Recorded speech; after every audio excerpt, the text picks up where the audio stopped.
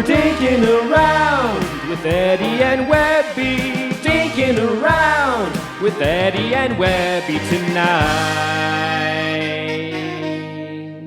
Oh, yeah.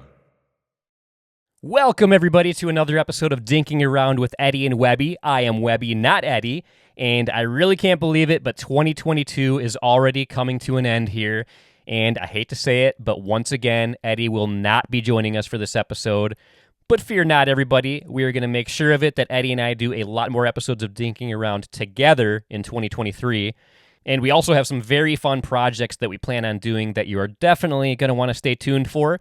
But with all that being said, this is going to be a very fun and special episode.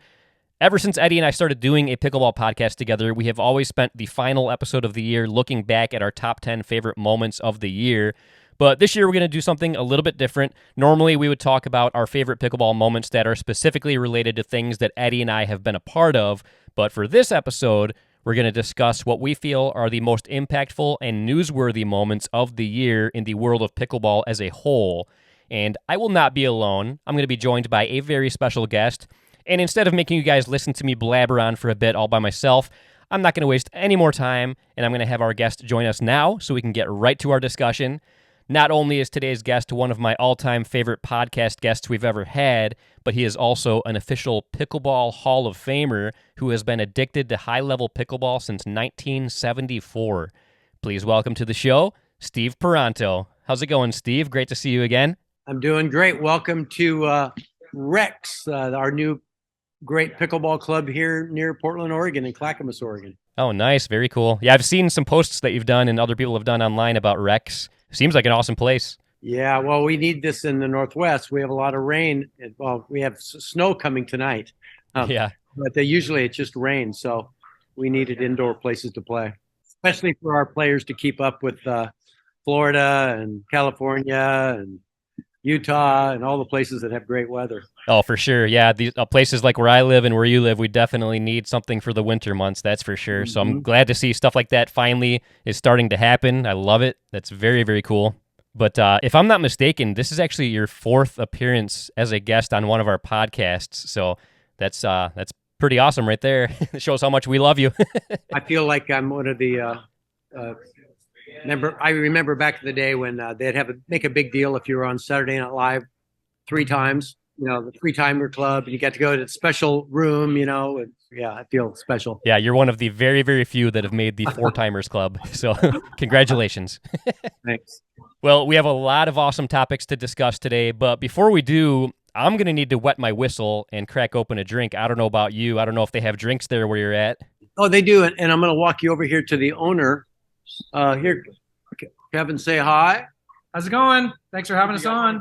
Hey, good to see you. This has been Kevin Richards' dream for quite a while to open up an indoor pickleball club, and Only about 8 years. yeah, Only about 8 years. and it's just wonderful here. So We're going to get a beverage in your hand? Yeah, we're going to get a beverage. I think Joey might All right, be Joey's pouring gonna me help you out. beer here. So you're telling me this place has pickleball and beer on tap? Yes, they do. In fact, let's see what we got. We got 4 on tap. We have a lot in the refrigerator.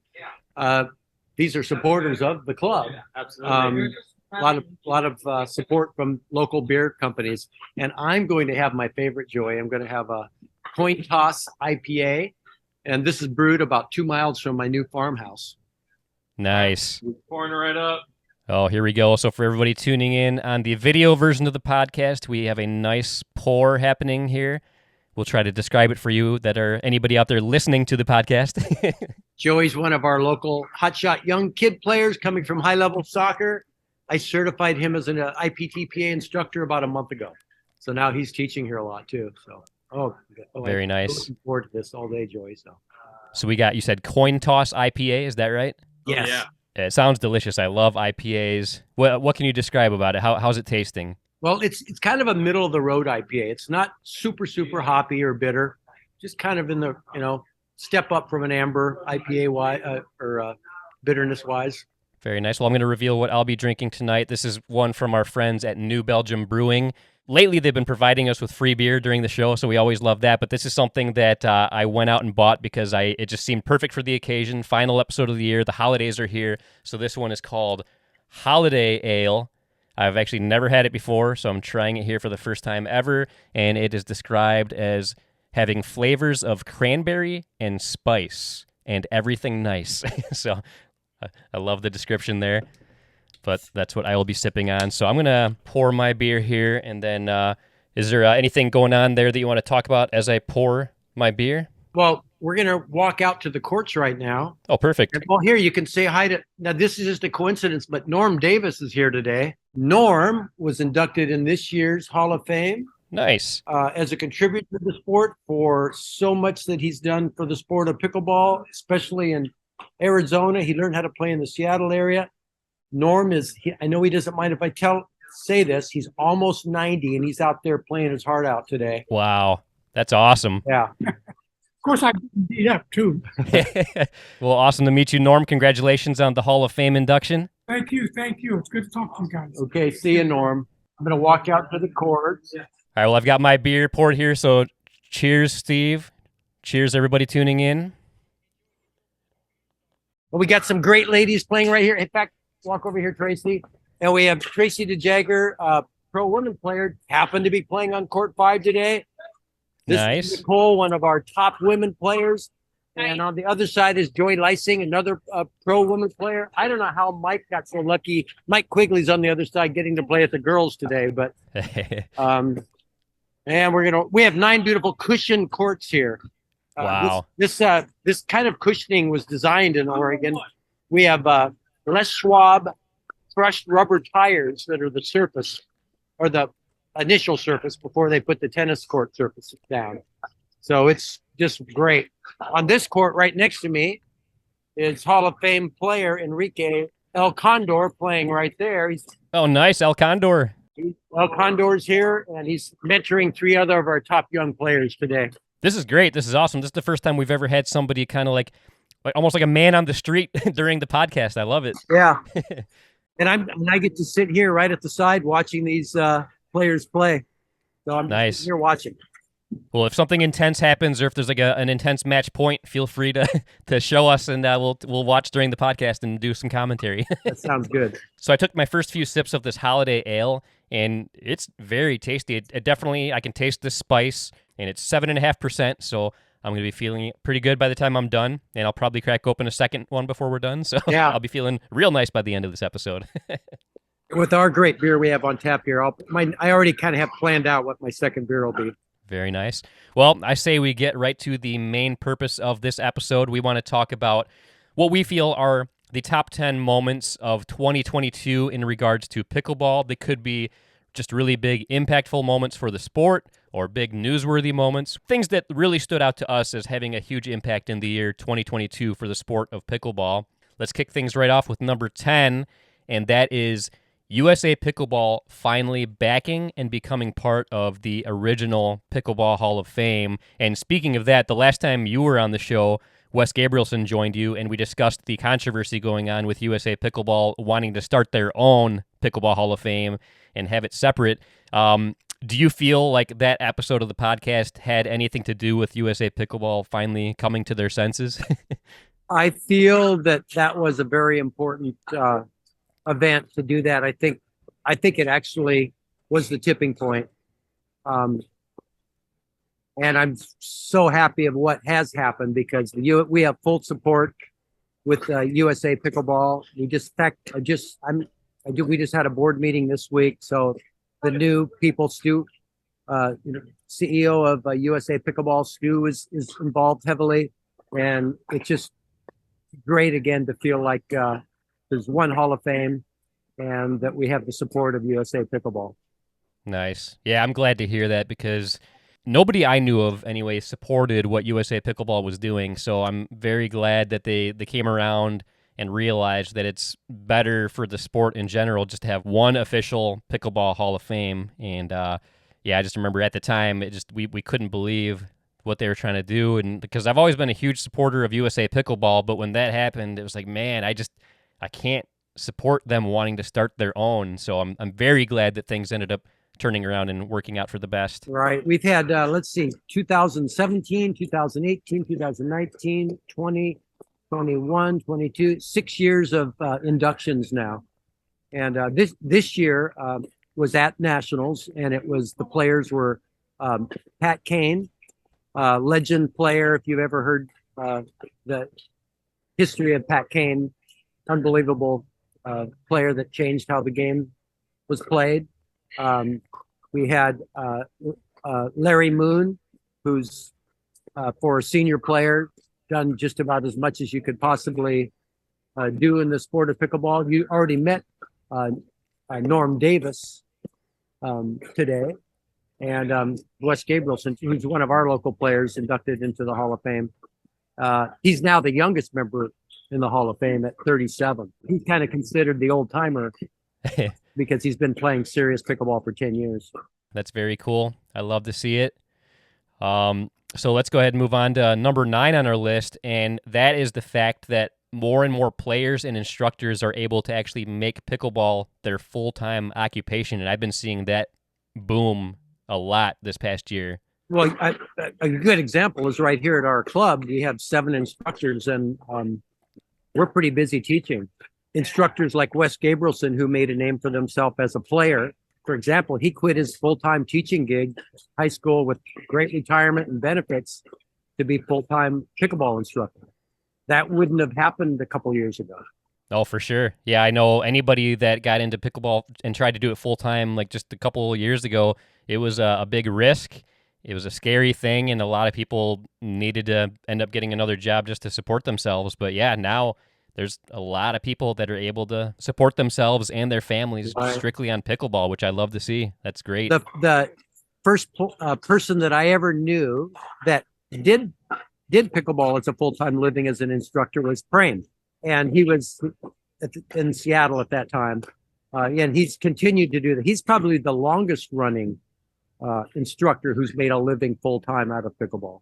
Yeah, and you're referring to Prem Carnot, Yes. a.k.a. the Pickleball Guru, Right. who was he was one of the very first guests we ever had on the Eddie and Webby podcast, and it was so cool at the time to have him on, and because pickleball was still fairly new to Eddie and I when we got into this, and the fact that he was a number 1 best-selling author that had a book about pickleball and that he had been doing training for so long, that was very cool to get him on early on in our podcasting career, so that was very cool, and he is a great person to have involved in the sport. Absolutely. This will tie into some of the other things we're going to talk about tonight, but I bet Prame is teaching the sport way differently than he did 7 years ago. At least I hope he is. Oh, yeah. Right. That we'll be talking about that too. All the changes we've seen in play in order to be a good competitor has drastically changed. Yeah. Oh, yeah. I've only been involved in pickleball in 5 years, and it's crazy how different the game is played now than when I first got into it. Like, the stuff that my mentors taught me is so outdated now and not valid anymore. It's pretty wild. So, yeah, it's pretty interesting how that kind of thing can change so drastically just due to the certain types of people getting involved in the sport and evolving the sport. But that was a great one. Let's move on to number 8 on our list. And this actually seems like ages ago now, but the paddle controversy at the U.S. Open involving carbon paddles not meeting the standards in the middle of a tournament. That was pretty wild. Do you want to recap what happened there? So that was the U.S. Open, and the play had been already going on for a couple of days. And I don't know if someone complained, because you can challenge paddles now. I don't know if that was like the beginning of the challenge rule, or someone challenged it, or there was rumor that the carbon paddles were creating too much spin, so they did on-site testing, and they didn't pass. Yeah, I just remember when that happened, like, people were calling it Paddlegate, and it was just an unheard of type of thing that just in the middle of one of the biggest tournaments of the year, all of a sudden a bunch of players were not able to use the paddle that they had been used to playing with. And yeah, that totally rocked the pickleball world. And I remember somebody posted a video of somebody testing a Yola paddle and saying, I better not continue this test because I don't think it's going to pass. And then that became pretty controversial. So that was a crazy time. And, these companies, the paddle companies, are pushing the limits that have been set because they have to. The players want the most extreme spin that they can get out of a paddle. And so, we're going to see this kind of thing happen. I do think the USA Pickleball has a handle on. I talked to John Anderson at nationals this year. He's one of the people that actually tests paddles on site. I've known John for quite a while. He's one of the testers. And what they're doing now, because of that, is the pros could have their paddles tested on site before the tournament starts, and then you would get a sticker on your paddle. And then I asked, well, what stops them from taking the sticker off, and switching it to another paddle? Well, the stickers crumble. So they've got a system, you can't remove it and put it on another paddle. So okay, I do all think right. that's very good. And John said the funny thing about nationals this year, all the paddles we tested, none of them were illegal. And, he goes, funny thing, huh? Meaning the players know when their paddles are legal and when they're not legal. And we're not going to take a chance and bring illegal paddles to nationals. But as far as, at least the day that I talked to John, they had not tested one paddle that didn't meet standards. Interesting. Yeah, very, very interesting stuff there. And I've heard that some people are even starting to buy those testers and test their own paddles, but I think they're very pricey to purchase one of those. But I think people are starting to get those testers, that way they can test their own stuff. Yeah, they're $2,000. They work like back in the old days, my days, we played albums, and you had your needle that went across the record. Kids don't know what I'm talking about. Actually, those are coming back. They're coming back, Steve. My daughters are hooked on records. They have their own records player, so they're hip again. But that device, it's a stylus that measures the friction, and that's the kind of device that they use. And they're the on-site. I mean, if you had the portable ones, they're a couple grand. So yeah, they'd be kind of expensive to carry one in your bag, but right. I guess one thing we got to be careful about now is with those stickers, we got to make sure people don't make counterfeit stickers. I can see that being the next thing, like the counterfeit approval stickers. Yeah. Well, speaking of, this is along those topics. Now we have Diadem. I might be pronouncing their company wrong. Who's making a paddle that they know will not pass USA pickleball standards with holes in it. Yeah. And my feeling on this is that they planned it this way on purpose. They'll have a lot of people want to try them.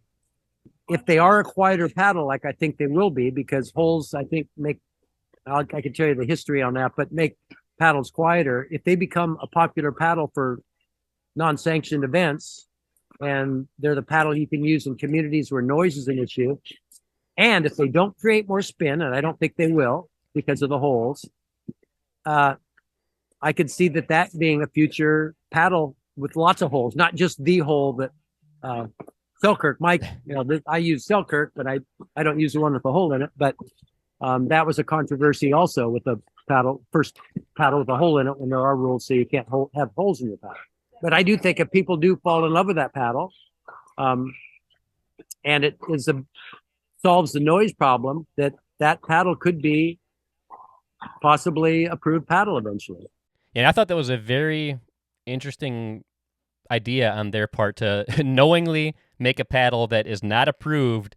But I mean, it got a lot of buzz, that's for sure, because I saw a lot of people posting about it on social media. People were showing pictures of the paddle, and people had a lot of interest in it. But it seemed very interesting to create a paddle and produce it that people can purchase, knowing that it's not approved at this time. So the story on the reason holes are illegal, I told this story the year I got inducted in 2019, when my dad had created the first composite paddle, ProLite.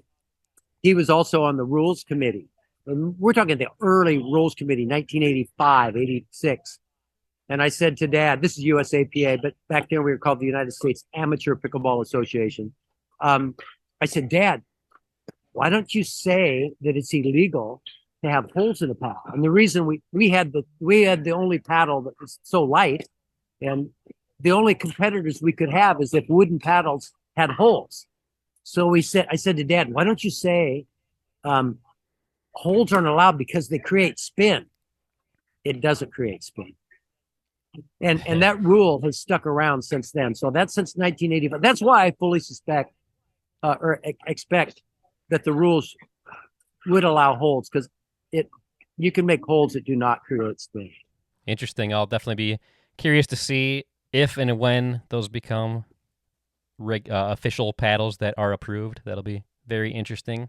So let's move on our list. Coming in at number 7, pro tennis players continuing to embrace pickleball with bigger names getting involved each year. And that's definitely been huge lately. And then did you see the Battle of the Pros exhibition match that recently happened between the team of pro pickleball players Ben Johns and Matt Wright versus the team of pro tennis players Jack Sock and Sam Query? Yeah, I watched a lot of the pros this past weekend. I've always been interested to see pro tennis players play pickleball, and now with our more spinnier paddles that we do have, it makes the transition that much easier for a pro tennis player to play pickleball than it did 10 years ago or even 5 years ago. They can do so much more of the things that they do on the tennis court on the pickleball court. There's still a big learning process to play doubles correctly, but it is a quicker process than it used to be. Yeah, and I've always said anybody that comes from a tennis background, I feel like they're immediately a good singles pickleball player. But like you said, doubles is a different game. They got to change their strategy totally. But I do feel like even people with a tennis background, they usually do pick up and catch on real quickly when it comes to doubles as well. Not as quickly as singles, but they definitely do come around. And that match that I was talking about, like the first game they played, it was very close, and the tennis pros actually had match point before Ben and Matt did. But some say that Ben and Matt weren't playing their hardest, and maybe they kind of took it easy on them a little bit. What do you think? Do you think they were taking it easy, or? I can't see them taking it easy, but I can see Ben and Matt being a little bit in awe of being on a court with probably heroes of theirs at one time. At Nationals this year in the bronze medal match, I played against Vincent Van Patten. He's 2 years younger than me. When I was a kid, Vincent Van Patten was a child star, and then he became 25th ranked tennis player in the world at one time. And I couldn't help myself but think, I'm on the same court as, I paid money to watch Vince Van Patten play pro tennis when I was a college tennis player. So I think, it's hard to turn that off, that admiration that you have for those tennis players. I think so too. I totally agree with you. Something that's kind of cool, like with me, I have absolutely no tennis background. I never played tennis. I never really watched or cared about pro tennis, but pickleball has actually gotten me more interested in tennis. Like it makes me want to, it's made me want to try playing tennis, which I did a couple years ago. I tried playing. I did horrible, so I realized I should never step foot on a tennis court again, but it made me have even more respect for tennis players because it's such a big court. It's so much harder to control the ball. Even the serve, it was so hard for me to keep my serve in bounds or not hit the net. So I have more respect and appreciation for tennis players. I actually find myself watching pro tennis when it comes on TV and stuff. So thanks to pickleball, I actually do have an interest in tennis that I never used to have. Yeah, the tennis channel is showing that right now by putting on lots of pickleball, and we're interested. I'm still interested in tennis. I was a college tennis player. I was certified instructor by Vic Braden. Those are old timers out there who remember who Vic Braden was.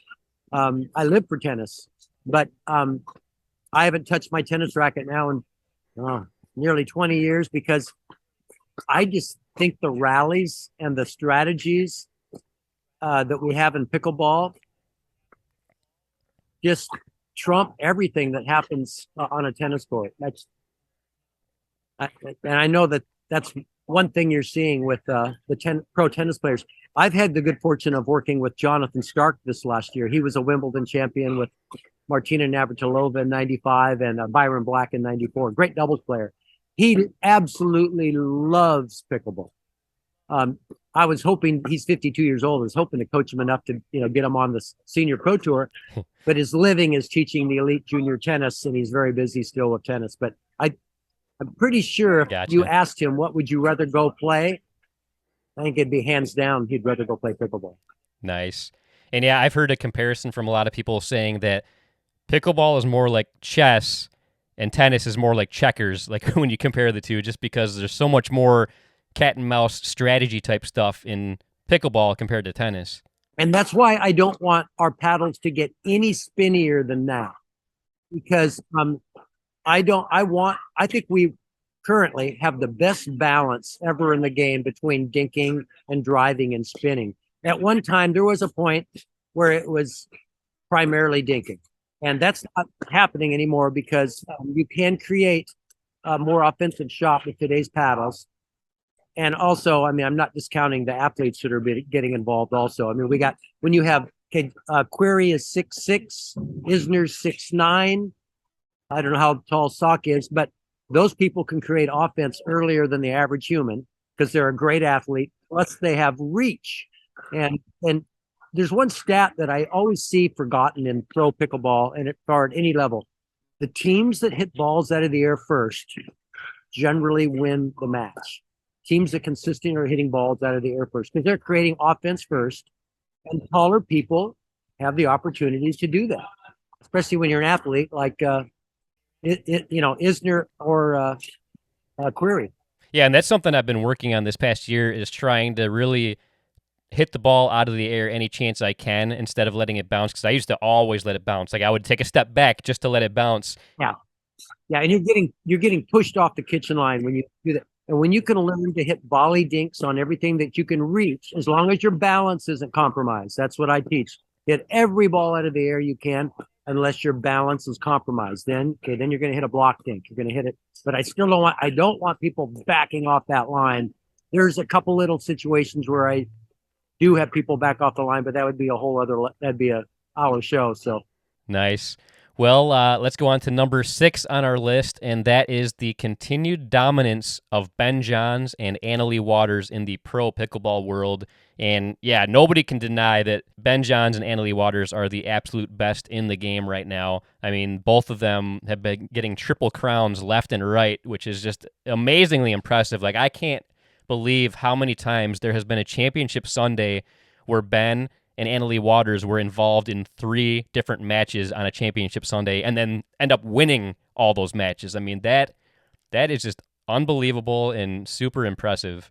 It is. Yeah, I don't think that would have ever been predicted 4 years ago. It was about 4 years ago when Ben started to dominate. And then, I think Annalie was 12 or 13 with her mom when they won nationals together the first time.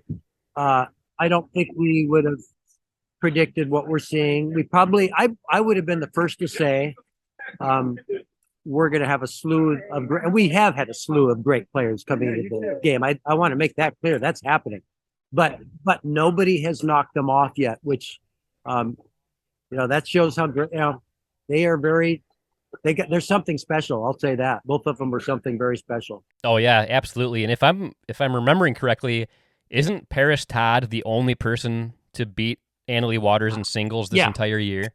Yep. Yeah, that's just unheard of. And like I've said it before on the podcast, like I don't think anybody is ever going to top either of their records as far as men's pro and women's pros when it comes to the amount of triple crowns. Like, because I see in the future people focusing more on singles or doubles and not necessarily both. Like, do you think some of the newer, like really high-level tennis players that end up coming into pro pickleball, do you think there will be people that will be able to top either of their records? I really don't. I would, if I was to make a prediction, I would say it's not going to be dominated for the years that they've dominated, because I think we're going to have so many great players coming in. It's going to be hard. It'll be, in tennis, we have like 4 dominant players, but you don't have one dominant player winning everything. So I think it would be really hard to have that happen. And it is super hard to win singles and doubles, because I know now me as a senior, I've kind of bagged singles because I don't want to mess up my events for my partners. Because, right. Singles, you can get hurt more easily. Of course, for seniors, there's an exhaustion level that's a different equation part of that too. But it is very grueling to be in 3 finals on a finals Sunday. Oh, absolutely. Like even for me, like I'm no spring chicken anymore, but I'm still kind of on the younger side in the pickleball world. But I'm in my 40s now, and if I sign up for singles in the tournament, I'm probably not going to sign up for doubles just for the same reason you were talking about. Like I don't want to screw up how I play in doubles for my partners and stuff like that, because I know singles can be super, super grueling. I love playing singles, But man, I don't know if my body can handle doing singles, doubles, and mixed doubles. I mean, it's just even at my age, I don't think my Now, body can handle it. The average person could enter a tournament and do that because you're not going to be in 3 finals. But they're in all. Yeah, that's true. They're That's in very, all very 3 true. finals. Yeah. So that means they've played more Yeah, matches than right. anybody. Oh yeah, I can't imagine the pro schedule doing that. Like it's just so grueling, and their days are so long. Like me, I'm used to going 0-2 out in the tournaments I do, so I probably would be totally fine signing up for all 3 tournaments because I'm only going to play like maybe 6 games the entire tournament. But yeah, it's very impressive what Ben Johns and Annalie Waters have been doing. It's going to be very interesting next year now that more people are going to be involved in PPA, because Eddie and I have talked about this numerous times, how PPA got kind of stale and boring this year just because it was the same groups of people and not a big group of people. It was fun when the APP people would play in the PPA tournaments, but now with stuff going on, we're going to talk about this a little bit more later, but I feel like 2023 is definitely going to be a very interesting year in the pro world. We'll see a lot of different players and matchups and people in the finals, so that's going to be very cool. But let's go ahead and move on to number 5 on our list. This is something that I know that you are very passionate about, Steve, and this is pickleball rule changes. Rules are continuing to be modified. For example, the pre-spin serve is getting totally removed. Well, that was the big one. That's really the big one that impacts more people than any of the other rule changes. I think it was a good decision. I was hoping actually they would have just done that last year when they got rid of the spin serve where you could use the other hand. It really does change things with that spin serve. Now I know Zane Navratil is the one most affected as a. I gotta get another one. Maybe I'll probably have Enrique pour me a beer here soon. Zane had great pre-spin serves. Got to make that clear. Some people that don't understand pickleball think that you can't spin the ball when you serve it. Of course, you can spin the ball. You just can't pre-spin the ball with your hand now. Or, and also, I actually use the pre-spin serve, the one that was illegal last year. I got fairly good at that one. I tried learning the snap one, and I got arthritis in my middle finger from. I don't know if that's just because I'm 67 years old, but this joint was starting to hurt. And then I started to think, well, if kids start learning that at 10 and play pickleball the rest of their life, that finger's going to be shot. Well, that's another reason. But, the big reason, besides it does change the nature of the game where you could just run out a lot of points serving, we recommend court sizes be 30 by 60. And you could spin that pre-spin, you could spin it into a wall. And so, we'd have to start making courts bigger and bigger for that spin serve. I just think it was a good decision to get rid of that. I do too. I totally agree, because it even made some of the pro matches not as fun to watch, because if people are getting points on the serve, it makes the matches boring. Like there's nothing more boring than a serve point. I mean, I love getting them when I'm playing in a match, but like when it comes to like watching pro tournaments and people struggling with Zane's serve, like the best players in the world weren't able to return it sometimes, and it was just like, man, that's like good for Zane for like being able to figure out how to do something different and do that, but it just, to me, it hurt the game, and I didn't like it, so I definitely supported the removal of the spin serve. Yeah, and we can't forget to recognize Morgan Evans, because he's the one that invented the finger snap one. But Morgan was the one that really came up with that first, as far as I know. So, but that is gone. People don't realize it, but a lot of the points Zane won wasn't because he won them outright, but right from the get-go, he was building that point in his favor. People don't take that into account, that he was actually building the point oftentimes. He wasn't winning it outright, but it was building the point. It'll be interesting to see how Zane does without it. He's not a tall person, and so his waist is right about net height. Jade de Villier's waist is about 16 inches higher than the net. This is why I created the drop serve. That's a rule because of me fighting for that for about 7 years.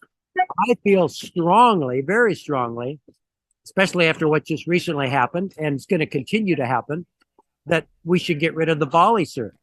We keep talking about tall people dominating. We're afraid that, what are we going to do about that? I don't want any of the court dimensions to ever change. But right now we have players like Jay who can be very aggressive with a serving almost downward because their waist is higher than the net.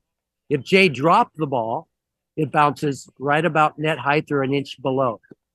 That would be one equalizer. I know that Zane thinks that that's what should happen now because he lost his advantage on his serve. Right. And now who has the advantage? The tall players.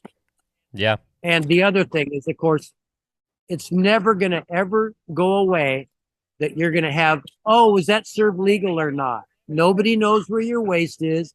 Nobody knows if you have a 1 degree upward motion compared to a 1 degree downward motion. Yep. You can't possibly see it. Even Don Stanley said there's so much judgment involved with the volley serve that it's really hard to make that call. It is not hard to make a judgment call on a drop serve. Yep. And when I first created that, everybody said, it's going to be the big serve. All the pros are going to use it. It's going to, you guys, even on your show, said that, now that's just, they're going to spin it off the court. Well, even on the circuit where the pros could use it, none of them use it because it is not an advantage. I said that from the beginning. And so I feel very, very strongly that if we want to pull the Band-Aid off and get rid of this issue that we see on the pickleball forum and on the kitchen, is this serve legal? Is this serve legal? Well, I don't know. I can't tell. We could fix that in a heartbeat with only a drop. And then here's the other question. Why does the PPA not allow the drop serve? So at the beginning, they said they wanted to see what the APP was going to do with it. Well, they allowed, none of the pros used it because it's not an advantage. So it's the opposite of what, so there's no reason PPA shouldn't allow it because it is not an advantage. Well, and just to clarify, I was always a supporter of the drop serve. Right. Eddie, on the other hand, he was one of the people that said, this is going to be a weapon. People are going to just destroy people with their serve due to this weapon that they have with the drop serve. And I was like, man, I don't know. I don't see it because I practiced with it. I played against people that used it, and nobody ever was able to serve to me with an unstoppable serve. So I was always a big supporter of it, and I liked the addition of it. But it cracks me up looking back now. In fact, I even responded to a post on social media recently in the pickleball forum because somebody brought up the fact of what if we made the drop serve like the serve, like you had to do a drop serve. To be honest, it's probably not popular at the moment, but I totally agree. I think it would be great. I don't currently use the drop serve, but I absolutely agree with how that would be a great equalizer. It would get rid of the serve advantages. So I would be totally for that being the way to serve. I know it's not going to be popular at first. There's going to be a lot of haters, but the thing that I commented on about that is I totally understand that possibly becoming a thing. And I also said, like, it cracks me up, like, thinking about when that rule first got implemented, how so many people were like, this is going to be a weapon. This is going to change the game of pickleball, and people are not going to be able to return serves because of this drop serve. No, it never happened. I had all these people, Facebook friends say, I can ace people over and over. Well, send me a video, and they showed me one clip. They don't show that it's a risk-reward serve, what they were doing. So they would hit 4 out, hit one winner. It's a risk. You can do a risk reward shot on a volley serve the same way. Now, as a teacher, here we teach beginners every weekend, like 2 classes of beginner groups every weekend, 16 beginners. And the easiest way to teach a beginner to serve is the drop serve. And not only that, I'm teaching them a nice forehand at the same time. Almost all the pros, their volley serve is their forehand. It's not an underhand motion. I used to hear that over and over and over. Underhand is defined as an upward motion, which is only need to be 1 degree. That's their ground stroke, top spin ground stroke. And so I can not only teach them a drop serve, but I can teach them a nice forehand at the same time. Plus, referees don't have to second guess if this serve is legal or not legal. So was it about 3 weeks ago when Jay DeVilliers served in the PPA and the ref said illegal serve, and it was a do-over, and he hit it out. But it was still a do-over. Right. That's probably going to change that rule, I imagine. But and not only that, how many serves did he serve from above the waist before that one was called? Oh yeah, somebody made a compilation, and there were numerous. And yeah, I couldn't believe that the one that he hit out was a do-over. Like, that just made no sense to me. So the reason people don't want to go to the drop serve only, people hate change. It's a natural human instinct. They don't like change. And pickleball players, Yep. since we still have a big senior population, and I'm a senior, but seniors tend to be the worst about change. Now, there's people I respect in the pickleball world highly who hate the drop serve, and I won't mention names because they're pretty well-known players. Most of them are seniors who, awful. It's the worst thing to ever happen to pickleball. Well, nothing horrible has happened with introducing the drop serve, except lots of beginners can serve the first day they play, and referees are able to judge if a match is legal or not. Now, I serve with a volley serve and a drop serve. I like to mix it up. But the reason I'm mixing it up is because sometimes probably I'm serving with an illegal volley serve too. The biggest illegal thing that good players do on a volley serve is they serve with backspin on a driving, especially a backhand serve. They're coming down on the ball, probably 4 or 5 degrees, and then right after impact, they come up. They fool every ref. It's just like a table tennis player when they serve. You think they got backspin and they got topspin? You can fool a ref just like you can fool an opponent in table tennis. Not hard. But you can't fool anybody. If we do a drop serve, who cares? Hit topspin, hit backspin, hit side spin. You're coming from such a low area that it's an equalizer. You can tell I am passionate about that rule. For sure. Oh yeah. And one more thing I want to talk about, a specific thing that happened this year that potentially could change a rule. And I don't want to talk about this too much because it's been talked about way too much already, but Catherine dropping her partner the night before Nationals, do you think that will cause USA Pickleball to fine-tune or change the rules as far as how that all works? Yes, I think that's going to make them change that rule. Yeah, I hope so. I definitely hope so. I can't imagine. I mean, the average person hearing about that couldn't believe it. You can do that? What? And that's how rules get changed when controversies happen. So what's going to happen when there's an illegal serve a foot above the waist and the Major League Pickleball team wins $100,000? Oh, exactly. Yeah. Once money comes into play, big money like that, things are definitely going to get fine-tuned because of Major League Pickleball. I can guarantee that. Or we become a wagering sport like everybody's talking about, and you can't tell if the serve is legal or not. In every sport, you try to get rid of subjectivity. You can't get rid of it 100%. Mm-hmm. Never. Oh, yeah. But get rid of everything you can get rid of.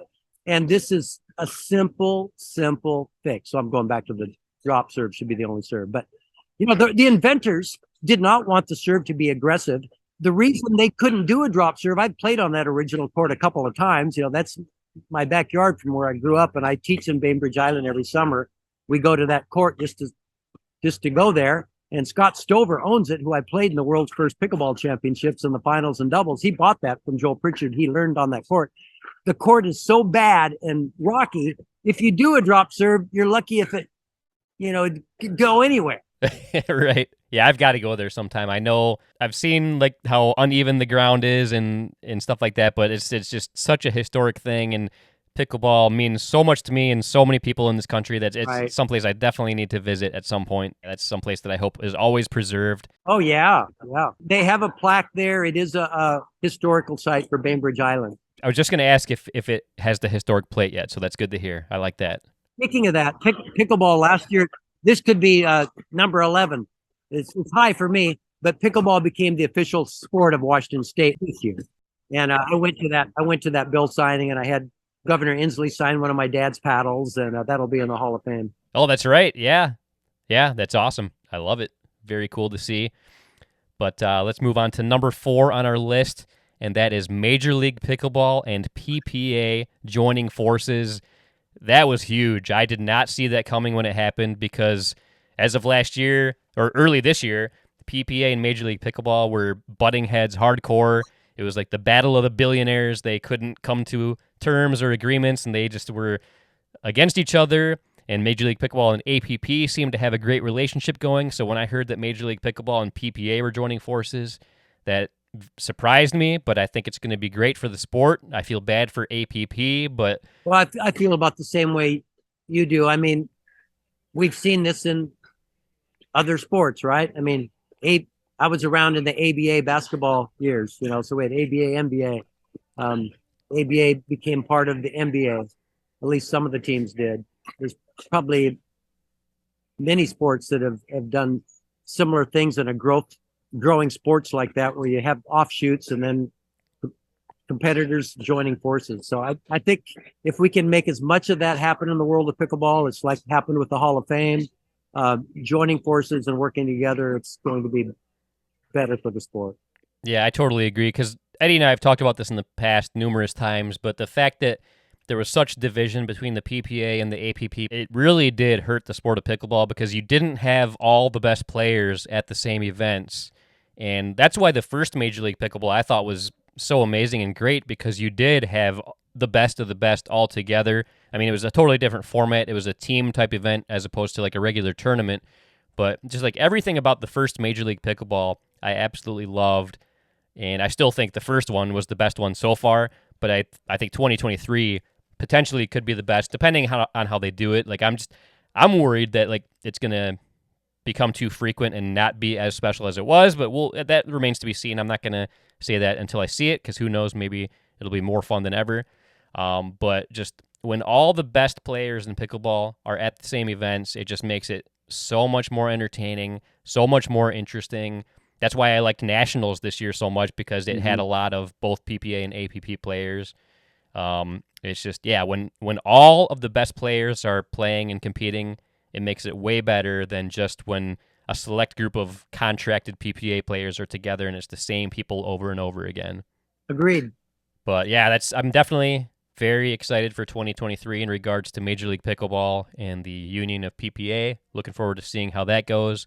But let's go to number 3 on our list, and that is new pickleball courts and facilities popping up all over the country, and I think that is huge for the sport of pickleball. And like you said, you're at one of those places right now. Yeah, I'm going to turn my computer around here, and I'll kind of do a walkthrough of our club. So here's some top ladies playing, and here you already saw Tracy. Though we have 6 courts in a row, and then we have 3 courts in the back. Tracy, how do you like teaching here? Oh, love it. Yeah, we're having a good time. We get to teach some classes together. I'm going to keep walking through. And for those of you listening on the audio podcast, Steve is at a beautiful facility here. We haven't said hi to Joy yet. Joy Lysing, many-time national champion. I always point out that I did coach her to win one of her national championships. So, Thanks, Steve. yeah, you're welcome. Bye. Now she kicks my butt every time I'm on the court with her. So, walking over here. Beautiful courts here. Oh, we got some other top players right here. Man, I am very jealous of this location. This is such a cool looking place. This is our acronym, and this has been, I think, your acronym for quite a while. Yeah. So it's actually on the walls here. I don't want to give you whiplash or your viewers whiplash, but we have it up on the walls here. REX stands for recreate, exercise, compete, and socialize. 4 critical human experiences that we try to deliver in 1 affordable hour. So pickleball is a flagship sport. It's not the only thing that we do here, but it is the most prominent. It's the one that's obviously on a complete rocket ship trajectory. But we do soccer, tennis, and a little bit of cornhole, some other stuff as well. I'm all about having non-traditional hybrid sports where people can recreate, have fun. There's not bodies colliding like you would have in traditional sports. And I was reintroduced to pickleball about 8 years ago through Columbia River Pickleball Club. That's when I met Steve and became friends with Steve and Paul Porch, Mike Wolf, some other guys in the local area who were instrumental in getting pickleball going in this market. And just realized at that time that there was demand for people to have a social sporting experience. And that's when I started building this vision, which you see now today here. That's awesome. I love it, man. I can't wait to come visit there sometime. Would love to have the Eddie and Webby podcast here at any time you guys can make it. I'm working towards having like a podcast setup here as well. So, oh, nice. Yeah, we'll have some kind of studio space for that. That's in the next version of what we're doing. But in the meantime, if Steve can do the technology piece, then come on, anybody can do it, right? No, seriously, this has been one of the coolest episodes so far. Just like with Steve walking around and stuff like that. This has been like the most mobile, man on the street type of podcast we've done so far. I love it. When you have 3 Hall of Famers walking around, and that was not planned. Obviously, Steve, that was planned to be here today, but Enrique, Norm, Wes Gabrielson is the other now Oregon resident who's in the Pickleball Hall of Fame. And Steve, did you show? Oh no, I haven't. On the wall, and you want to tell? So the club did a very special, nice thing for Enrique and myself last summer, and it was when Seymour was in town. We taught a teacher workshop, and you see that paddle on the wall here? Yeah. So that's dedicated for us being in the Hall of Fame, right there. Nice. And here's very cool. Here is El Condor standing next to me, and we have the paddle right in the middle. How you doing? Great. Good to see you. Where's your beer? Oh, right here. Cheers. Enrique has named a new shot. Oh, really? Yeah. Would you explain it to us, Enrique? Because it happened today. In fact, I witnessed it. Yeah. Yeah. So go ahead and explain. So you got a picture. Steve is there right now in front of me. So he's my opponent. So he's on that side of the net, right? Okay. So whether it's him or his partner hits a nice shot. So I go around the post with my left, which I think it's a winner, but he gives me a really good return. He actually defending the ATP. Okay, yep. That I just hit with the left hand. He defends the ATP good, and I come around from doing the left around the post, and then I put the ball away and finish the point with the right. Same thing on the other side, around the post on the right side. It's well defended. Come inside, put the ball away with the left hand. So exactly the opposite. And what do you call that? What do you call that shot, Enrique? The Cookie Monster. The Cookie Monster. I like it. It officially is the Cookie Monster. Steven Paranto, this Hall of Famer, happened to be walking by when I executed that shot. Isn't that right? I saw it. Yep. Yeah. And Enrique was the first ambidextrous national champion. He used that in 2 singles national championships. Because of that left and right ambidextrous thing going on, it made his singles court quite a bit smaller. So talking to Joe and to this stud right here, you have to hit it with the left, finish it with the right on either side. I felt that firsthand today. Firsthand. I was the one that the Cookie Monster. You heard it here first, folks. The Cookie Monster, the new shot invading pickleball. We've just coined a new shot on the Eddie and Webby Dinking Around show. So I love it. I always tried to create a name for a shot too. When the ball goes super, super high and you get in the kitchen because it's going to bounce high. Yeah. I called it the mini me. In fact, I wrote an article in Pickleball magazine showing that shot where you get down really low and hit an overhead because it bounces. Yeah. Oh yeah. And so I called that the mini beam, and I just didn't catch on. So I like it. I love the movie Austin Powers, and I love the mini me character. So to me, it's awesome. But maybe we can revive it. We'll try and I'll try and do it in videos I do, and maybe we can get it revived. We're gonna have a beer together here. So, oh, nice. I realize Enrique and I have been pickleball buddies going on about 30 years. So we were awesome. He was just a young guy, just barely out of high school. in those days, and I had a pickleball court in my yard. And Enrique had come over and play. He didn't have the left-handed thing going on. I could beat him. Then we had basically our state championships, and unbeknownst to me, he had been practicing with his left hand and edged me out in that final. I remember I had match point. You remember that? Yeah. That was a while ago. That was a while ago. Yeah. What's everybody drinking?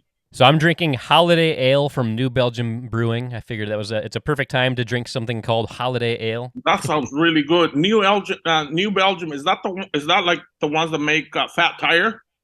Yep. That's cool. Yep, that's them. Yeah, and they're getting involved in pickleball too. They've been supporting some local tournaments here in Michigan, and they're getting more and more involved in pickleball. So Eddie and I are huge supporters of New Belgium Brewing. As you should be. Kevin, what am I drinking? That is a coin toss IPA. Coin toss IPA. That means you cannot go wrong with this. Coin toss. That's right. Is 50-50. You're gonna win either way. What you're drinking, Steve? I'm drinking the same. That's my Same? favorite here. Yeah. Coin toss. Yeah. We go 50-50. It's a high percentage beer. Yeah. Nice. Well, cheers, guys. This is awesome. Yeah. I love the fact that I'm drinking with two Pickleball Hall of Famers. This is amazing. So where are we at on the list so far here?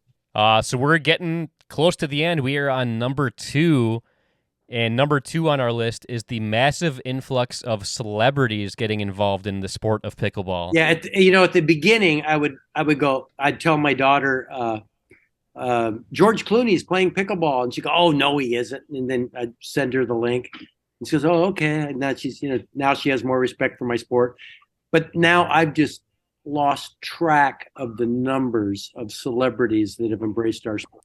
Yeah. So I can't, I was trying to, at first, I could memorize all of them, but now there's so many, I've just lost track. And I think it's wonderful. I do too, and the same here. Like when I would talk to people at work about pickleball, I had my list of celebrities that played pickleball that I would tell them, like, "Oh, Leonardo DiCaprio plays," and I would list all the people I could think of, and they were like, "Oh wow, maybe it is pretty cool." Like it sounds dumb, but maybe if they play, maybe it is cool. But yeah, now I definitely cannot keep track of all the celebrities now. Yeah, I can't keep track anymore. So speaking of celebrities that play pickleball, see Jamie Foxx is playing. Oh yeah.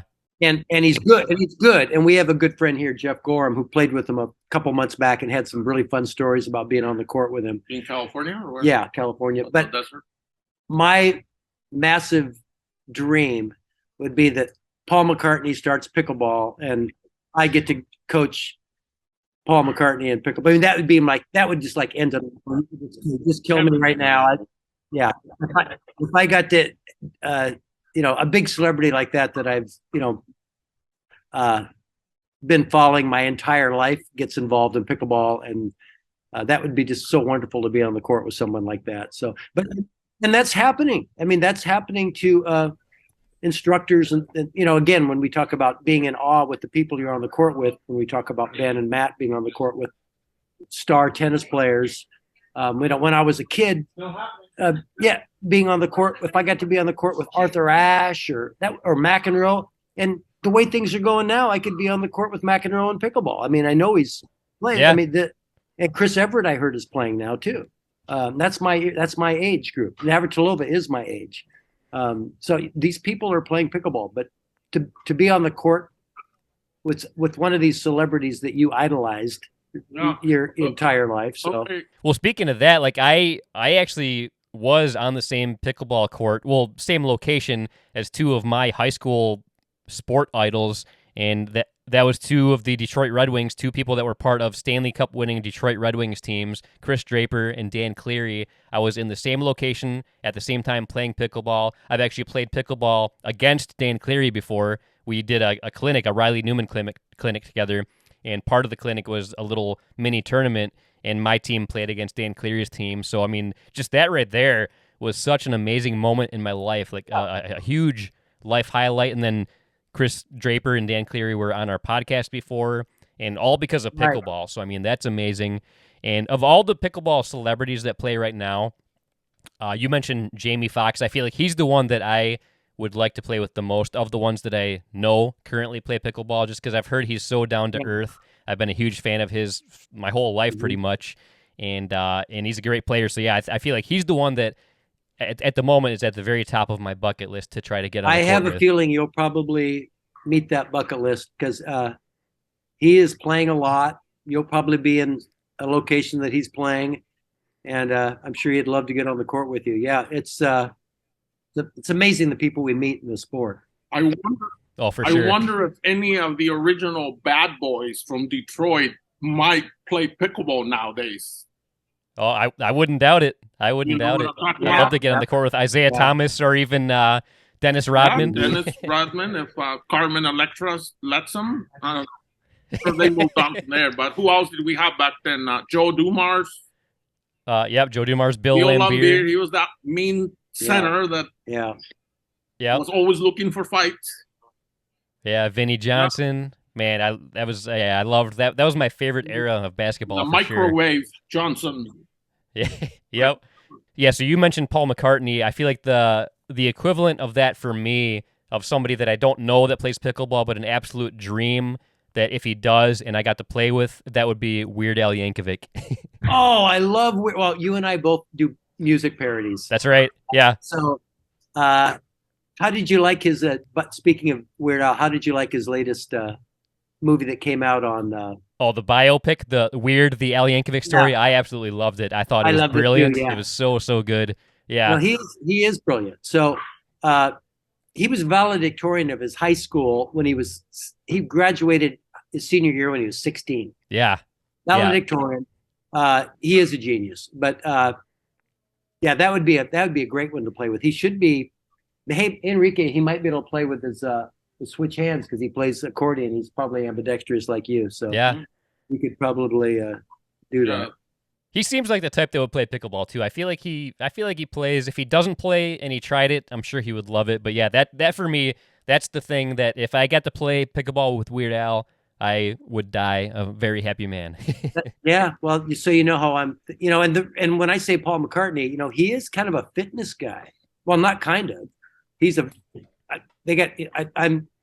see videos of him doing yoga headstands at 80 years old. Oh, wow. Nice. And so he's really into fitness and balance, and he has to be to do 3-hour concerts.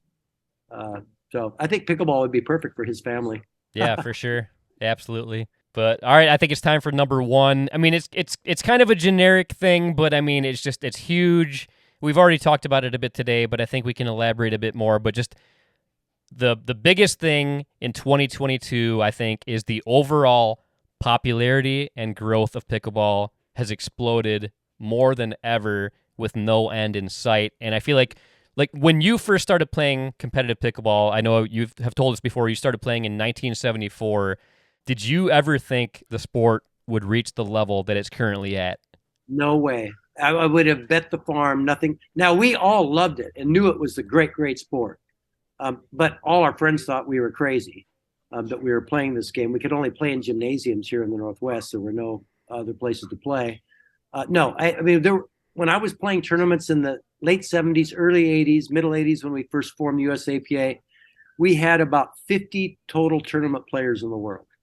And I was one of the young guys. So many of those people are dead now that I played with in that time period. So there'd be no way. We could have never seen this coming. No way. I mean, the inventors never saw this coming. Well, it's one of those things where if you think about it, it really hasn't been that many years ago. If you put your memory on rewind, where you would go places and people say pickleball. Oh, right. Oh, no. Pickleball. Right. What is that? Right. Now we're beyond that, but it hasn't been that long ago that we kind of No.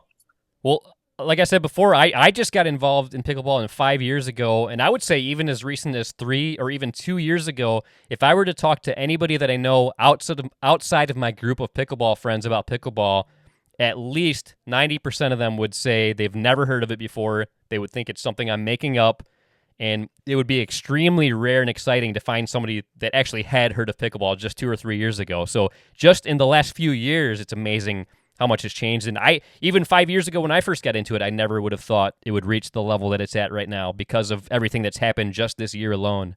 So my dad passed away right before COVID. in fact, I got to tell Dad right when he was dying that I was going to go into the Hall of Fame with him.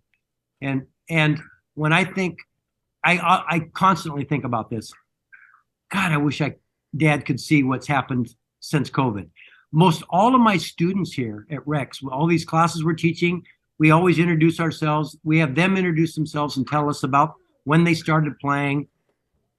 Virtually all of them have started during COVID, and most of those during this last year. Wow. Unbelievable.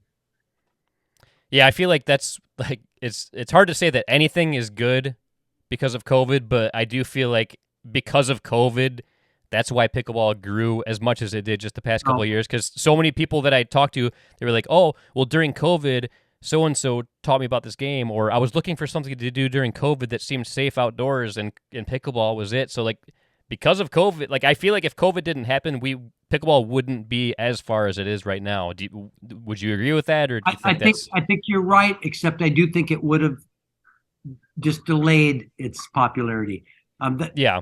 The big factor is now there are courts for people to try this sport out. And then the other big factor is you can't watch TV all day without hearing about pickleball. And right. so that's where the celebrities come yes, in. That's why we talked about that. That's why that was really important. Now people they hear, when you hear a word pickleball 5 times in a week on watching the Jeopardy game, and it's a Jeopardy question. You're watching Jimmy Kimmel, and he's Wheel of Fortune. It's been on Wheel of Fortune recently. People, it gets in their brain. They go, I think I could try that sport. Yeah, and that's what's happened. And then when they try it, a high percentage get hooked. We all, again, us original 50 players from the 70s, we knew that. Right. But where are you going to, after you show them, where are they going to play? There's nowhere to play. So now that we have places to play, and here we are at Rex where we have full, by the way, these courts are filled all the time now, 9 courts. And I would say, I'm looking out here right now in the window, most all of these players have learned in the last year. Wow. That's awesome. Right. That is so cool. I love it. So I've got some ideas about what are we going to talk about a year from now? What are we going to say is the future? What's going to be? Because I've got some ideas, but I mean, this year has probably been, this was actually a great show for you to have, because I think it was probably the biggest impactful year of pickleball. Oh, I think so too, for sure. Like in the 5 years I've been involved, it's absolutely been the most impactful year, no doubt. But oh man, thinking ahead, like what is next? Man, I don't know. Like lately, things have been changing so rapidly in the sport of pickleball. It's so hard to predict what a year from now is going to look like. But I'd love to hear what you have in mind. Yeah, it's hard to say. I mean, shifting gears for just a split second. Have you ever played at any of the chicken and pickle places throughout? I haven't yet. I want to. I want to go there so bad. I haven't yet, but I definitely plan on doing so. Obviously, that's great for pickleball, and it's growing a lot. I don't know how many chicken and pickle facilities there are now. They're spreading around different states. Oklahoma City has one. Texas has 2 or 3. But the reason why I bring that up is when the very first chicken and pickle opened in West Kansas City, I was the one that went there to do the grand opening for the very first chicken and pickle. So I did, nice. Yeah, so I did a clinic with Andy Ginch, was doing that, and you went with Tony Tolina. Another friend of ours from here, Tony, went, and we did a clinic. And when we first went, the nice restaurant that they have probably at Old Chicken and Pickles was just a pile of dirt. Nothing was done yet except the courts were just done when we first went to the first one. But I met the guys, the owners, and I could tell they were going to do good things because they're very knowledgeable in the food industry. So they have a really nice menu of good food, good beer. So I'm like, good food, good beer, and pickleball. You can't go wrong with that. Right. Yeah, can't ask for anything more. You could live there. Yeah, exactly. And we had a great time after the grand opening clinic that we did. Then Lucy and Matt came, and Jack came from their town. Nobody knew Matt and Lucy back then. They hadn't done anything in pickleball yet. Oh wow. Yeah, they were just starting out. They weren't sponsored by anybody.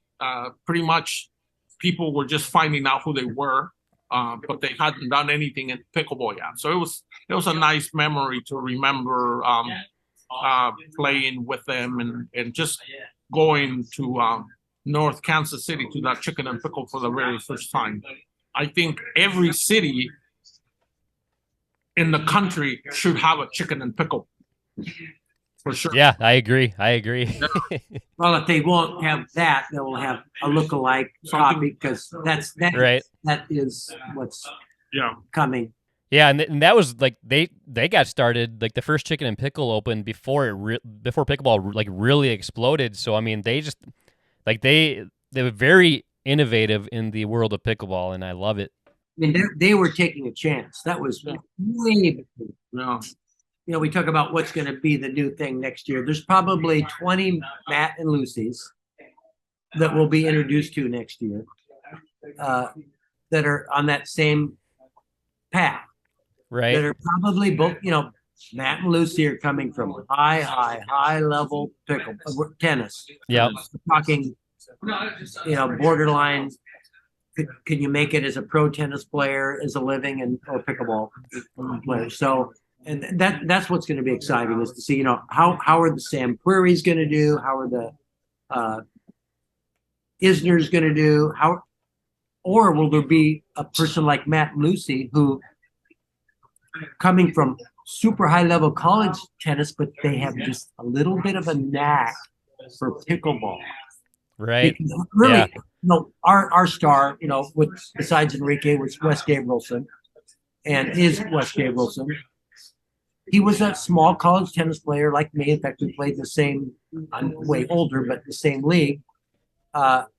He was a touch tennis player, fields, not a power player.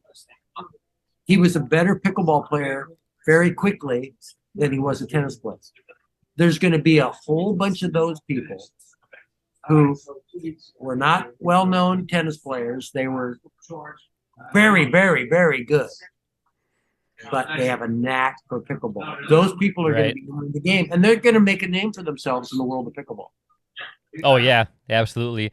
One question I have for you, though, like, do you think there will ever be another Leigh and Annalie Waters type, the mother and daughter duo that have been so dominant like they have? Because that, to me, I feel like that's a rarity. I don't remember ever seeing in sports anything like that before.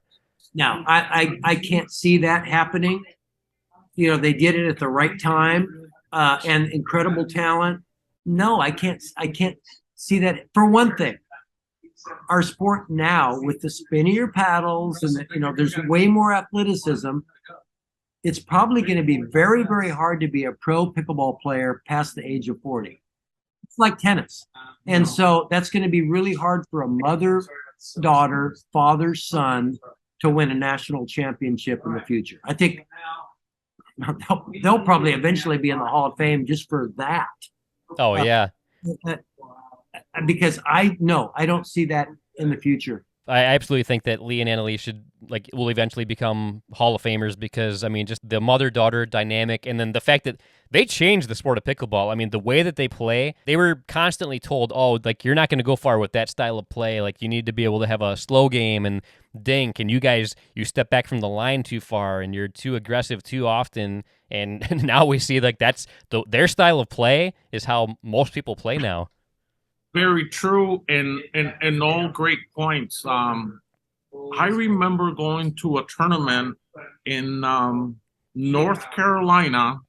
This was at the campus at Wake Forest University, and I got to play against them in mixed doubles. Obviously, each one had a partner. They had two partners from Florida, and I got to play against both of them. They were fairly new.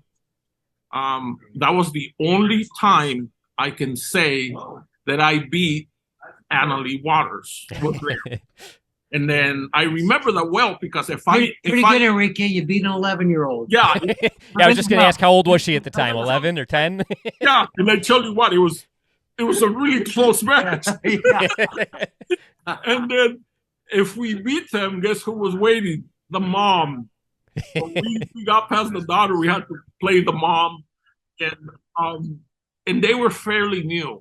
I don't know, a year or two later, one of our better players here who's playing there now, Joy and I played at nationals, and we got, that was the second and only time I ever faced the mom, Mrs. Waters, and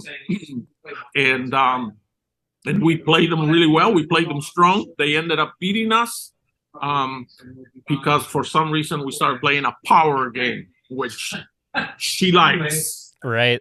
You got sucked into their game. Yep. Yeah, we needed to play soft. And we did not do that enough to win that game. But you know, that's a very interesting point. And the reason why that's I find that very interesting, and to add to what you said, the power game and what they brought has elevated, in my opinion, women's doubles, women's pickleball. But if you think about this, and I tell people, for as good as they are in mixed doubles, for quite a while, they have had really strong partners. And I'm talking about before Annalie started playing with Ben Johns, they already had good partners.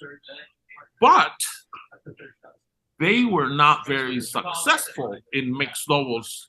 And that to me is one of the differences between mixed and women's doubles. What they could do and get away with in women's doubles, they could not, and in my opinion, still cannot in mixed doubles. So they had to learn to play soft. And I believe that they have now. But before, they were trying to play and do what works in women's doubles, but they just couldn't get away with it in mixed, even with great partners. So we talk about the future. So there's two big topics that are, touchy and controversial, and one of them is ratings. Oh, rally scoring, of course. So those are those are two hot button topics, and I go back to rally scoring as being, here's the issue. People hate change. Even young people hate change with that. And there was just a post the other day, and it was Annalie Waters. Yeah, no, don't go to rally scoring. Well, of course she says that. She's dominating with this kind of scoring. Rally scoring will be closer matches. Obviously, it'll be closer. People understand this. There's teams can win rallies when they're receiving against Annalie and Ben, but they don't score a very high percentage when they're the service team. And so the rally scoring will make games closer. The people that are dominating now, and really, if there's one bad thing about PPA and Major League Pickleball, the same people are winning every week. I guarantee you, if we switch to rally scoring, some of that would be changed. The percentage-wise, the other players would have more of a chance. Now, I can totally understand Annalie Waters saying we should never change. She's dominating with this scoring system, and so is Ben, because it is very hard to win a rally when you're the service team against them. Oh, for sure. Rally scoring change. Now, when I say rally scoring, there's many options we could do with rally scoring, and they're testing them out right now with Major League Pickleball. There's so many options we could do with rally scoring. Now, again, most people my age, or even I say my age, I'm playing long. There's people who are way older than me who've only played for 10 years, and I've played for almost 50. But even those people who've only, to me, they're babies when they've only played for 10 years. So those people hate the idea of rally scoring. They hate the idea of drop serves. They hate change. if you logically think about things, here's the advantage with rally scoring. I teach class here every week to beginners. Do you know how long it takes us to teach them how to keep score? It's so damn okay. There's 3 numbers, everybody. Yeah, 3. What? And then you go. Well, then it's a side out, and then they go. What's that mean? What side? What? Right. Right. So it is so difficult to teach. It's so hard to. I can teach skills more than I can teach scoring. Oh yeah, I always tell people like the absolute hardest thing to learn about pickleball is how to keep score. Right. So there's one issue. The other issue is, of course, television shows want to know. They want to know how long a match is going to last before they put you on ESPN. We have no idea to tell you. So there's a second issue. Viewers. So did they do it? They don't know what's happening. Wait, they just got a point. How come they didn't get a point? Right. I've been playing this game long enough where I was playing with top badminton players who are also playing pickleball. And they were telling me, hey, we're going to be switching from side out scoring to rally scoring. This is a big deal. It's really going to affect our sport. A year later, I talked to them. It's all fine. It's fine. So, I really think now a whole bunch of people are going to hate me for saying this. Let's rip the Band-Aid off and go to rally scoring. Now, I'm going to get a million people say, I hate Steve's idea. Of course, they hated my idea in the drop serve now, too. Right. Yep. Oh, yeah. But I'm telling you, if you could and to me personally, I don't care if we do rally scoring. I mean, I've been around, actually, I'm gonna beat most people my age more at a higher rate, higher score level, beat them if we stick with side out scoring. I am willing to switch because I understand that it's really in the long run better for our sport. Right. And I've been saying it for years. Like, if we want pickleball to be a spectator sport and be on ESPN and national TV, it's got to switch to rally scoring. There's no way it can stick with traditional scoring and have any type of predictable time span, because with traditional scoring, there's just no way to predict how long a match is going to last. It could end in 15 minutes. It could end in an hour and a half. Right. Like, you have no way of knowing. And like I've said this before too, like I personally prefer traditional scoring, but I've played rally scoring and that was a lot of fun too. And I've always said, like, I feel like tournaments, like, have a rally scoring tournament, like, just knowing going into it, it's going to be a rally scoring thing, get people used to it, because if we want it to be on TV, if we want this to be a spectator sport, like, there's just no way around it. It's got to be a rally scoring. This has been a topic for 10 years, actually longer than that. And it's going to go on and on and on and on. And we're gradually ripping the Band-Aid off right now.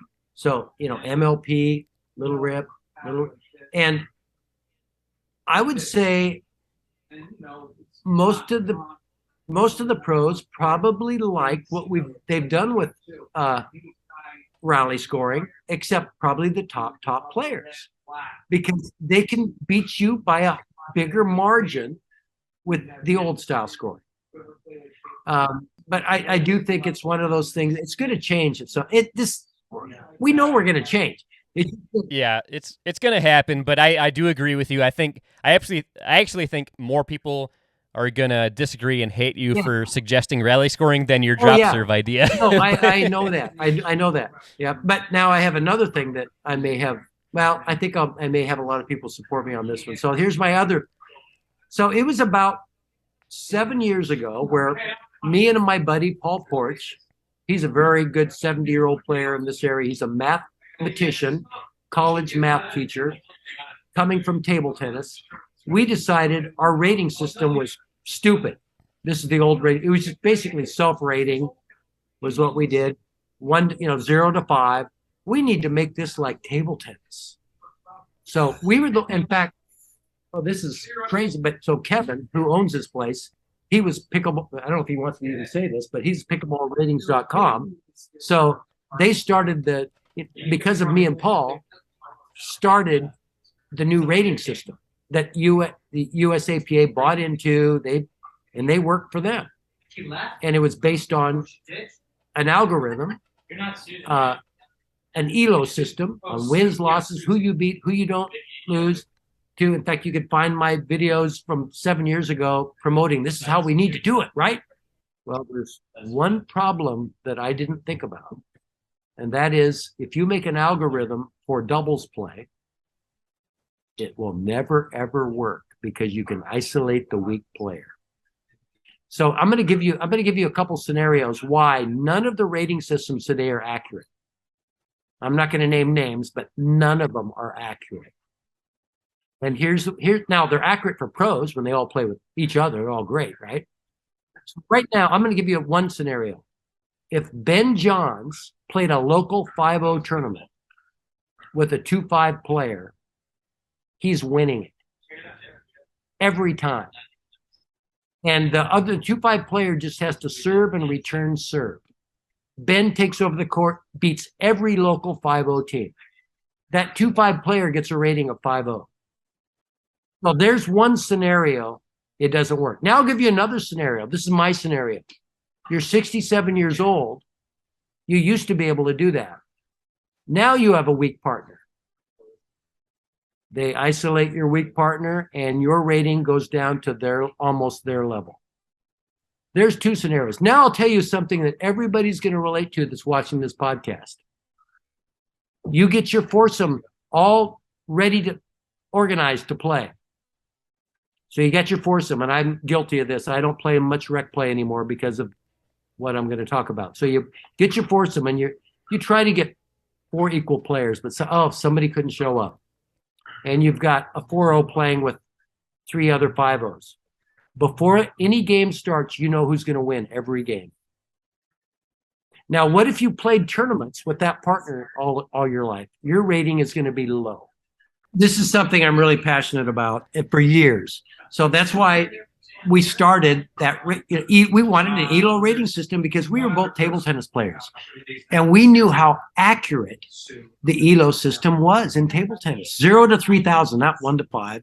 You know, if you went to a club to play table tennis, and if you walked in and you said, tournament night Wednesday, and you said you were at ranked 1,200, they'd put, 8 people on this table, 8, and they would do it and it was very accurate. Oh, this is great. We need to have this in pickleball. So come up with this ELO system. We were the first ones to have an ELO system algorithm based on your results in doubles. I soon realized you cannot do it in pickleball. Why? Because you can isolate the weaker player. Table tennis, you can't, because in table tennis, you have to alternate shots. I hit, you hit. I hit, you hit. Right. So if you're great at singles, you're the same level in doubles. Pickleball, I told you about the scenarios that just do not work. And it'll never work. It'll never work. Now, some of the duper ratings are very accurate for pros because they all have the same great partners. Now, if the top duper player played with the lowest duper, now their ratings are going to be hit. That's why they're very careful who they play with. My idea, and this has been going on for like 6 years, because we do, you know how much training we do with skinny singles, correct? We do. Yep. Skinny singles is how you get good at doubles. Everybody should have a skinny singles rating. I would trust a blind date with a partner way more by looking at their skinny singles rating. We don't have those yet. Than I would their doubles rating based on any of the doubles rating systems we have today. Why? Because you have to use all the shots you use in doubles. You have to reset. You have to be able to block. You have to hit thirds. Or if you hit a hard third, it's got to be low. You dig the fifth. All the skills used in doubles are used in skinny singles. When I give lessons to students and they start getting to where they can beat me at skinny singles, okay, now I'll be your partner. Before that, I will not be their partner. So at our club here at Rex, we've experimented with this. We've had skinny singles nights. And you know why we have to do it at clubs like this? Clubs like this have, okay, this is the 3-0 night. This is the 4-0 night. People come to 4-0 night. They're not even near 4-0. But if you have them all play skinny singles against each other, they can see that immediately. Right. Yeah, that makes a lot of sense. Without a doubt, if we want an accurate rating system, I mean, it's okay to have what we have, but that's your doubles rating, and it won't be as accurate as a skinny singles rating. And everybody needs to have a skinny singles rating. It should be done at your club, with skinny singles rating night. I could stair step every player at this club by doing skinny singles. Now, what I'm saying might be like, whoa, a light bulb just went on for a lot of people because they know just what I'm talking about. Oh, yeah, it makes sense, but I never thought about what you were saying before, but yeah, it makes sense. That's one of the things I love about you, Steve. Like, you've been around the game longer than a huge majority of the people that play pickleball, but also you are a big proponent about moving the game along and changing things for the better and not just keeping things the same as they were. So that's one of the many reasons why I love having you on the show. I love talking to you about pickleball. But man, this has been such a fun night. Yeah, well, we had Enrique as a guest, a second guest. You got to meet some of our Norm, who happened to be here tonight, Hall of Fame contributor, and then some of our women pros that are out here playing, and then the owner of the club, and yeah, this is my new hangout. All because of this club. I bought a farm about 7 miles away from here. I now own a farm. Oh, wow. Nice. Now, the only thing I have on my farm are gophers. So I'm a gopher farmer. Gopher farm, okay. The reason I bought this farm is so I can build 2 indoor courts. So I'm getting the permits lined up now. So I'm going to have 2 indoor courts at my home. And my cool. Here's what's crazy. I gave lessons 2 weeks ago to a father-son, and they go, we're your neighbors. Really? How many acres? They have 23 acres next to me. I could wave to them when they're, and he goes, you know that barn that we have out there? Yeah, that's an indoor pickleball court. Oh, wow. So that's awesome. I went over and played at my neighbor's indoor pickleball court. Nice. Oh, and man, that's so cool. And I'm going to have 2. And then we have Rex here 5 miles away. So it's, man, you are living the life. You've got neighbors with private pickleball court. You've got Rex nearby, and you're going to have 2 of your own indoor pickleball courts. That is amazing. I love it. Very jealous. And like I've said before, like I've got to come out and visit you. Yeah, I've got to come out and visit you. It's definitely high on my bucket list to come visit you, play pickleball with you, and have a beer with you. I've got to make those things happen very soon. There was another thing on my list that I wanted to mention. It was about last April, May, when the Sports Illustrated article came out, when we were on the cover of Sports Illustrated, and it brought up a lot of the controversies we have with people fighting over who's going to control pickleball, and right. My good friend Seymour Ripken was in that article a lot. In fact, so he was here last year. At that time, the article had just come out, and that was the night they recognized us and put that plaque up, and questions and answers for Seymour. And at the time, that was the biggest controversial, impactful thing in pickleball last year. All these other things that we've said have kind of come after that. Right. Oh, yeah. So at the time, that's when I first started having friends say, I just saw pickleball was on the cover of Sports Illustrated. So I didn't want to forget that, because that really was a very impactful story that put a lot of light on. I mean, to get noticed from the magazine Sports Illustrated, pretty big deal. Oh, yeah. At the time, that was massive. Like, that was one of the biggest deals as far as exposure for pickleball that we had. But now with this year, the exposure pickleball has gotten, I mean, we had a CBS special recently with a bunch of the top A-list actors and comedians and stuff. I mean, I thought that was great. I mean, it wasn't high-level pickleball, but I still thought it was great for the sport. No, I thought it was great for the sport, too, because we're getting people see that, wow, these celebrities I like are playing this game. It looks kind of fun. I think I could play that. And that those players that were playing that night looked like my beginner series classes I teach. Right. I could see the same errors, the same. Yep. It's funny how all the same beginners do the same things wrong. Yeah. Oh, yeah. Really a commonality that us teaching pros see over and over and over. There's like 4 or 5 things we see right away that all beginners do wrong. Too big a swings, getting pushed off the kitchen line. Yep. Angles of the paddle changing like crazy. Not getting to the kitchen. Get into the kitchen after you serve. Right. Yep. The same things over and over, and then that show exposed it. And I think they were probably coached for a day, probably only one day. To tell you. There were a couple of them that had played longer now, but the team that won, why did they win? They were the only team that got to the kitchen. Yep.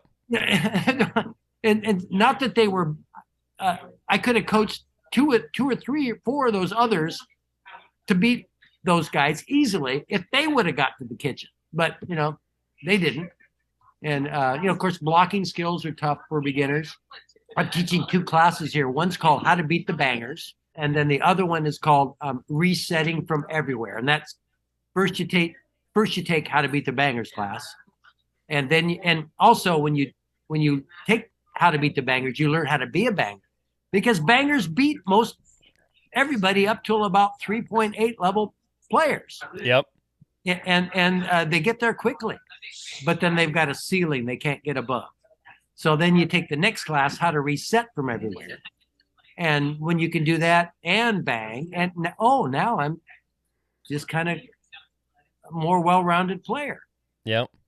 Yeah, for sure. That is the key, being a nice, well-rounded player. Like, you can't get by just being a banger. You can't get by just having a good soft game. Definitely need to be well-rounded. Absolutely.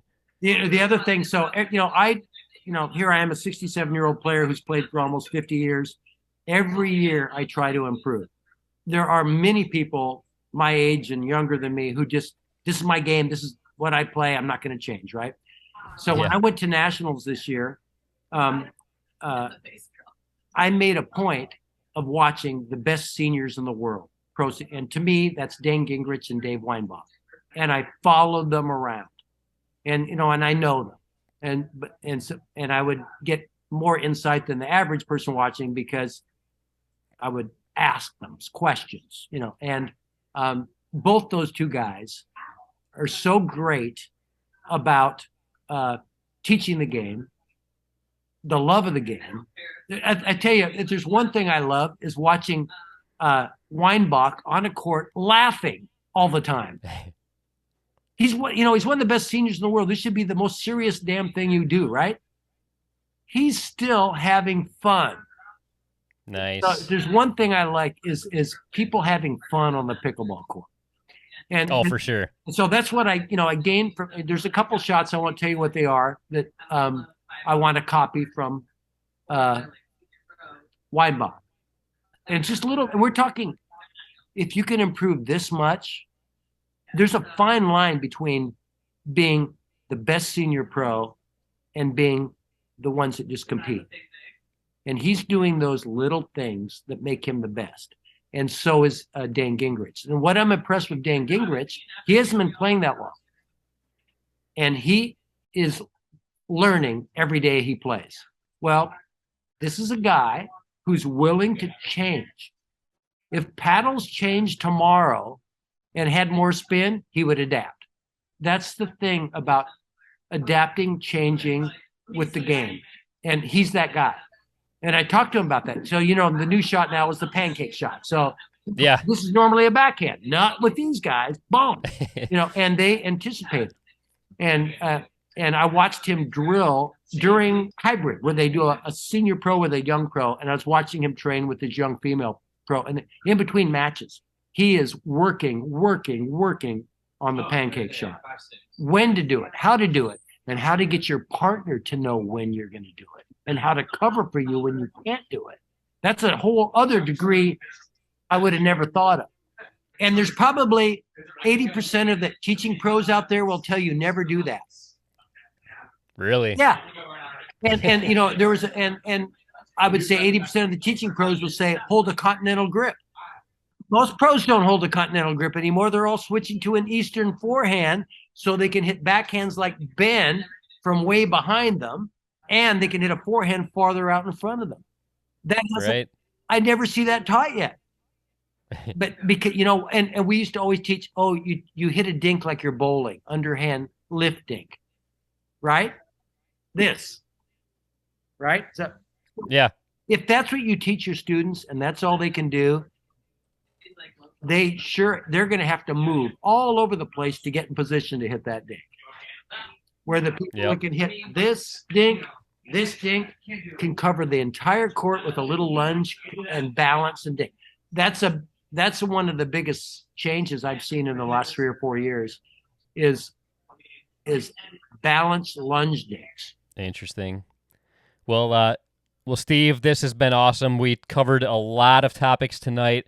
I'm sure we missed some of the things that were super impactful in the year 2022 because so much happened this year, but I feel like we did a pretty good job at covering 10 of the most impactful things that happened in 2022.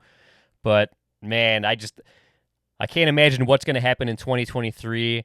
If 2022 is any indication, it's going to be another massive year for the sport of pickleball. I feel like 2022 just kind of like set the stage for what's coming, and it's going to be awesome. But I'm very excited about it. I can't wait to see how it goes. I expect the White House to be putting in a pickleball court, depending on who is the president. We'll probably see pickleball courts at the White House soon. So, oh yeah, I could totally see like people in the future talking about the White House pickleball courts and the annual White House pickleball tournament. Yep. Nice. Well, I really appreciate you joining me here tonight, Steve. This has been awesome. This is the first time we've ever done an end of the year special without Eddie and I together, so I can't think of anybody better to join me than you. So this is very cool. Hi to Eddie. I'm sorry I didn't have any gifts for you like Eddie always had. Yeah, we didn't do our dollar store gift exchange, but next year. There's always next year. We'll bring that back. But this has been awesome, and I hope you have a great night, Steve, and Happy New Year. Merry Christmas, Happy New Year. Man, what an awesome and fun episode this was for me. I always love getting a chance to hang out and talk to Steve, and he proved once again why he's one of my all-time favorite guests. He's so insightful. He just knows everything about the sport. He's been around it for, like he said, almost 50 years now, and he's a very impactful person. He has had a big part to play in rule changes that I think are for the better for the sport. And he's always got different ideas for things to move the sport along and make it grow even more. I absolutely love that fact. Sometimes controversial, and people don't always like the ideas that he comes up with, but so far I've always understood and approved of his ideas, and I do think they are generally the best thing for the sport. So, yeah, I love it. I love talking to him. Very interesting guy. And hopefully we'll have him on again in the future. I'm sure we will. But this was a very fun and awesome end-of-the-year special. It sucked not having Eddie here. First time ever that Eddie has not been involved in the end-of-the-year podcast. But I'm sure that'll change. We'll have Eddie back on next year much more. It's always much more fun having Eddie with us. But Steve was an amazing guest, and I had a great time. And the fact that multiple Hall of Famers were at the location tonight, we got to hang out with El Condor. This was just such an awesome and fun episode for me. I hope you guys had as much fun listening to it and tuning in as I did being a part of it. I love the sport of pickleball. I love doing this podcast, and nights like tonight are one of the many reasons why I love it so much. But that's going to do it for us here tonight. I hope you all had a great holiday, Happy New Year, and there's just so much great stuff coming for pickleball in the upcoming year. I am super excited about it, but that's going to do it for us here tonight. And until next time, this is Webby, not Eddie, signing off.